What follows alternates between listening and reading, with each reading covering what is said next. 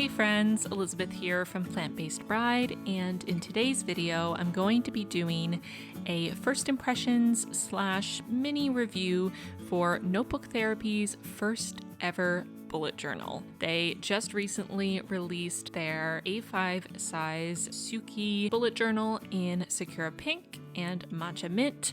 They were kind enough to send me the Matcha Mint to try out. Yes, this notebook was gifted to me, but no, this video is not sponsored. I was not required to make a video. I'm not being paid. They sent me the notebook to check out and share if I so pleased, and I do so please because I think this notebook is really beautiful, really well done, and could be the perfect fit for at least some of you out there. So this video is not a full review. I haven't used this notebook as a bullet journal, but it is a thorough first impressions and pen test, so I can give you as much information as possible. If you are looking for a new notebook for 2020, if you're looking at this specific notebook, because I've had some DMs from a few of you asking my thoughts on this since I shared some pictures on Instagram. So if you are at all curious about this notebook, hang in there. I'm going to go into as many details as I possibly can for you. So as with all of my notebook reviews, I want to start with just the basic stats and what you can see when you first look at it. So this is sort of the first impressions section of the video. So first things first, this notebook is billed as an A5 size. It is, however, a little bit smaller than a standard A5. My rough measurements were 5¼ inches by 7½ inches, which is just a touch smaller than the standard A5 notebook. It comes in two colors, Sakura Pink and Matcha Mint. This is the Matcha Mint. It has a beautiful sort of pastel minty color on the top 3/4 of the cover on both the front, the binding in the back, and then the bottom quarter is sort of a soft cream. It has an elastic, it has a back pocket, and it also has beautiful gilded pages. The edges of the pages are this really reflective gold color, and they're absolutely beautiful in lots of different lights. This notebook also has a bookmark, which is a golden yellow color to match the gilded pages. But keep in mind, this notebook does not have a pen loop and the pages are not numbered. A few more stats for you about this notebook. The paper is 160 GSM true white paper. This is the whitest paper I have seen in a notebook. It is exactly the same color as standard white printer paper, which I have never seen in a notebook. So if cream or off-white colored pages bother you, this notebook may be just the one for you.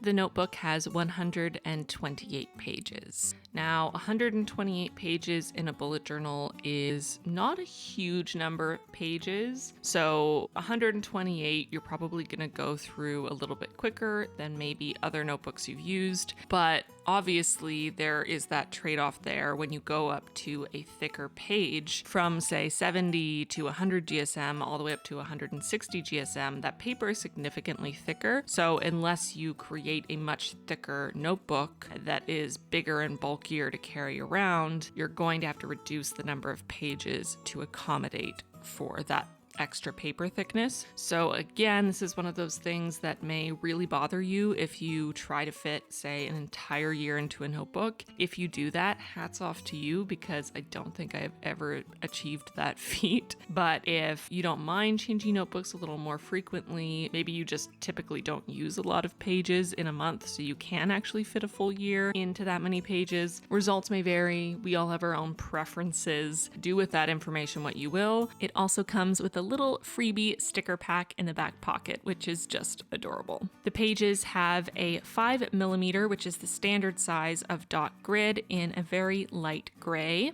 The inner front cover has space for you to write your name, and the inner back cover has a little quote. The quote says, "Meet me in the moonlight, where thoughts are etched in the dusty skies." Here's a size comparison between this notebook and my current Scribbles That Matter B5 notebook. The cover is mostly plain with just the tiniest bit of subtle design. I love the little moon on the front and on the side that matches that reflective gold of the gilded pages. It's a beautiful little touch that really adds a lot to the aesthetic of this bullet journal. Another important thing to keep in mind is that this is a lay flat journal. When you open it, it opens 180 degrees. The paper, because it is 160 GSM, is quite stiff compared to what you may be used to in a notebook. So the pages themselves may stick up a little bit until you train them to lay flat, but the binding has clearly been constructed in such a way to allow the notebook to lie as flat as possible. This notebook has been billed as no ghost, no bleed, and skeptical as I am, I'm going to put this to the test with a thorough pen test. Before I get into the nitty-gritty of the pen test, I quickly wanted to figure out how many spaces across and up and down each page is, because this notebook is slightly smaller than a standard A5, but it does have the standard 5mm dot grid. I was just curious how that would translate to how many spaces you actually have on a single page. By my count, there are 24 spaces across and 35 spaces vertically. All right, without further ado, let's get into the pen test. So I'm starting by testing a few of my most used pens. So Sakura Microns are some of my most used, as y'all know. I'm trying out the thickest size they have, which is the 08, and the thinnest, the 005. I'm also trying out my daily use pen, which is the Pentel Sliccy Gel Pen. And I'm also trying out another fine liner, the Le Pen Drawing 03. I definitely wanted to test Tombows on this paper. This paper is completely opposite to the last paper I talked about on my channel, which is the paper that is in my current bullet journal, the Scribbles That Matter Pro B5. If you're interested in the full review of that journal, that went up very recently. I'll link it for you in the card and in the description box. The Scribbles That Matter that I have is the last version of their paper. They have since updated the paper. And while it is amazing for many things, the coating on the paper means that whatever you use on it takes forever to dry. So pens smudge for a very long time after you use them. This paper feels very different. It does not feel coated. It feels much closer to a piece of printer paper. It has that slight amount of texture, slightly rougher, though nowhere near the roughness of, say, a watercolor paper. It's still smooth, but it doesn't have that sleek, slick, coated feeling like my Scribbles That Matter does. So as soon as I felt this paper, it is very thick but sort of dry feeling, and I wondered if this may be a good paper for those of us who hate smudging, but maybe not so good for those of us who like to try to use Tombows in our bullet journal and blend Tombows in our bullet journal. So let's try out a Tombow brush pen. With regular writing, it works fine, very standard, but when I do my typical test of brushing on two different colors of Tombows side by side and then using the clear blender to try to blend them together, this paper is just not having it. The Tombows essentially dry immediately when you add them to the paper, so there's really no leeway, there's no time to blend them together. They're already dry, and the more I use my clear blender, the more I start to see the paper pill, and the more I start to see the beginning of what could be a bleed through on the paper. It's not actually bleeding yet, but if I kept trying to blend on the same spot for an extended period of time, I can see that this paper would eventually bleed. Not that anyone would try and fail to blend Tombows for the amount of time required, but I think it's important to make that clear. I also tested a Crayola Super Tip, and then I thought it'd be interesting to test my two favorite white pens, which I mentioned in my last video, my How to Fix Mistakes in Your Bujo video,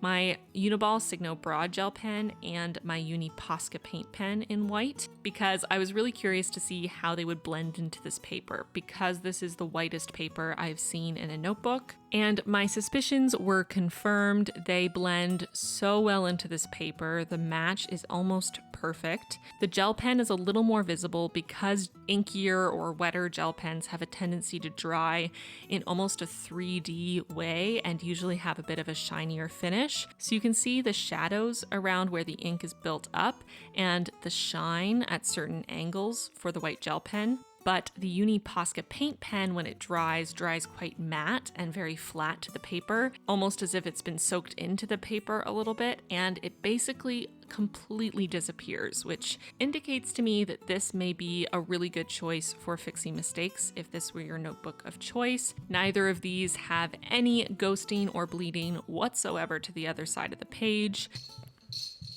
Chewy, this is not the time. Chewy, can you play with that later? Hey. Yeah, can you play with that later? Mommy's trying to do a voiceover. Again, the only thing getting anywhere... Chewy, oh my god, Chewy, why? No, I need you to chill. Come here. Neither of these have any bleeding or any ghosting at all. Next, I want to test out watercolors because as soon as I see paper that's 160 GSM, I really want to see how it handles watercolor.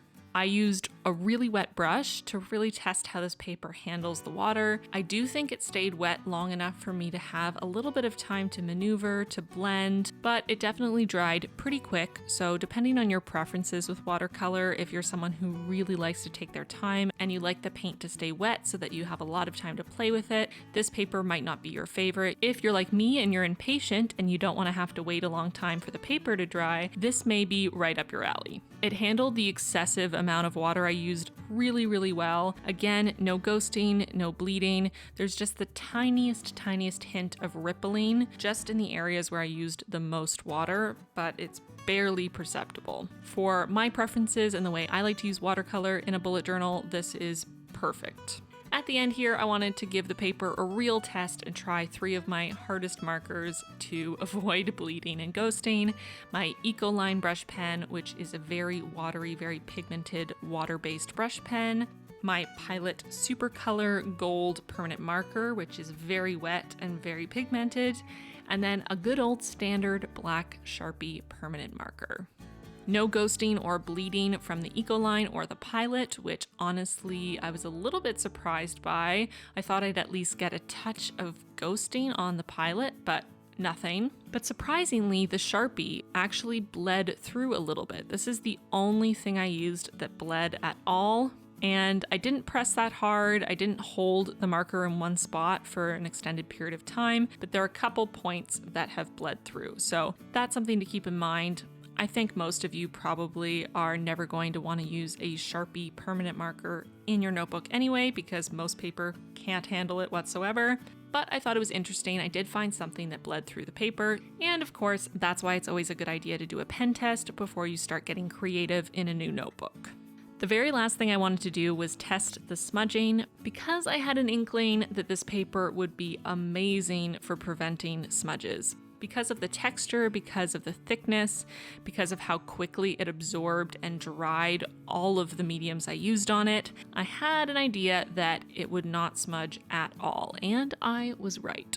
Even using a very wet pen, the Sakura Micron 08, which is quite thick and pigmented, literally waiting 1 second and rubbing my finger over it quite vigorously, we have 0 smudges. I did a 1-minute test as well, just to be thorough, but the 1-minute smudge test was passed pretty obviously because the 1-second smudge test was passed, which is kind of nuts. So if you, like me, hate smudges with a burning passion, this may be your notebook. This notebook is currently selling for $34.37 Canadian with free shipping worldwide. I think this notebook is a really great option for a lot of bullet journalers, especially people who are traveling a lot, who have a pretty busy lifestyle, who are going to be lugging their bullet journal around with them to school, to work. If you are that kind of person, you may really enjoy this small yet fierce bullet journal. If you're like me and you work from home, and you like to be able to write a whole lot of information on a single page, this smaller size may not be for you, but psst, notebook therapy, if you want to make a B5 size, I will be the first in line to buy it. Be right back. I'm going to email notebook therapy and tell them they should make a B5 size because honestly, they really should.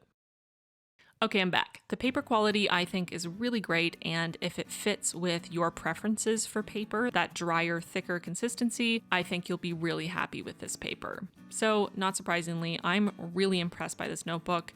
I think they nailed the aesthetics. It's just beautiful, yet very simple. The basic functionality is there. It lays flat. The paper holds up really well. A bookmark, a pocket, an elastic to keep it closed. This is a really good option for a bullet journal.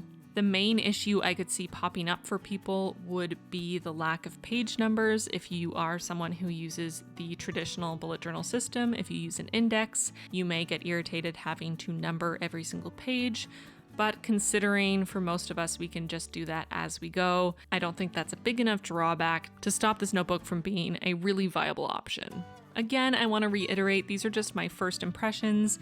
I have not used this as a bullet journal. I have not used it for an extended period of time. I don't know how it holds up over an extended period of time and extended use. So please take this review with a grain of salt. But if you've been on the fence about this notebook and what you heard in this video made you more excited to try it, I would recommend you go for it. I don't think you'll be disappointed.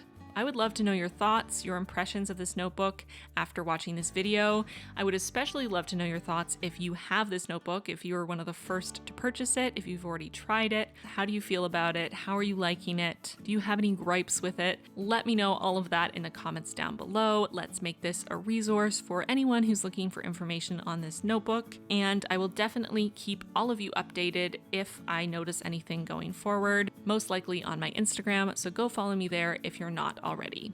Thank you so much to my patrons for your support. Extra special thanks to our newest patrons, Jess and Ula. Welcome to the squad. If you want to join the squad, check out the link in the card or in the description box. And that's it for today's video. Thank you so much for watching, and I will see you very soon in the next one. Bye, friends.